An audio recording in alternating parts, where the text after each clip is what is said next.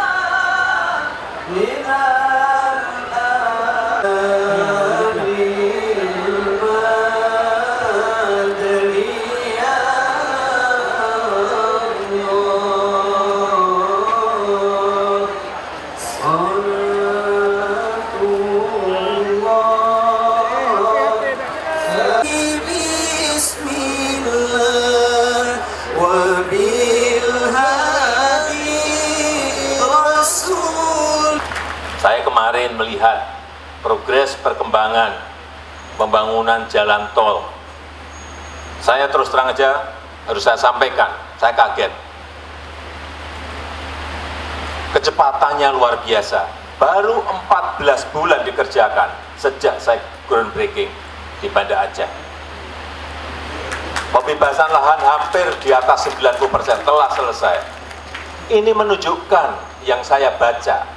Ini menunjukkan keinginan masyarakat untuk agar infrastruktur ini segera selesai. Saya tangkap itu. Sehingga memang di semua provinsi selalu masalah dan problem adalah pembebasan lahan. Selalu itu menghambat proses konstruksi yang ada. Tapi di sini kemarin di Rutnya, Taman Karya menyampaikan pada saya, Pak, ini hampir 90% pembebasan selesai, sudah 60 kilo tapi kami baru mengejar 15 kilo. Artinya apa? Ini harus ditambah untuk urusan konstruksinya karena pembebasannya di luar dugaan kami, kecepatannya luar biasa. Ini patut kita syukuri. Karena apapun yang namanya infrastruktur di seluruh tanah air kita ini telat. Harus ngomong apa adanya. Secara terbuka saya, terlambat. Stok infrastruktur kita dibanding negara-negara sekitar kita juga masih jauh.